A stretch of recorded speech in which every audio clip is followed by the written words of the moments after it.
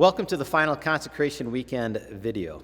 This final video is less of a devotion and more of just some practical information on filling out your commitment card. Once a year as a congregation, we make a plan for financial giving to the Lord's work through a manual. Having a plan is always a good idea. This is true in every area of your life. If you don't have a plan, things often fall apart. God has called us to be good stewards and managers of all the things He has entrusted to us in this life. And one of those things happens to be money.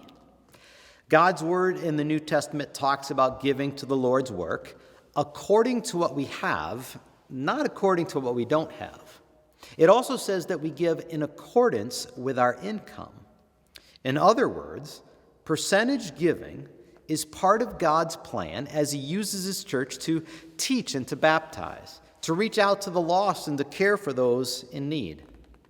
So how does that work? Well, the first thing you need to do is figure out what is coming in. What has God entrusted to you in terms of your income? You then take that number and multiply it by whatever percentage you have chosen. I use 10%. It's a number that God used in the Old Testament, and it's a really easy number to deal with for those of you that don't like math. That money then goes to the Lord's work in the local congregation, in my home church. I then use the other 90% to figure out my life in terms of where I live, the kind of car I'm going to drive, and what Christmas presents I'm going to buy. As Consecration Weekend approaches, we hope that you will make a plan for giving. Because one, it's really good for you. And two, God really wants to have good use of you in this place.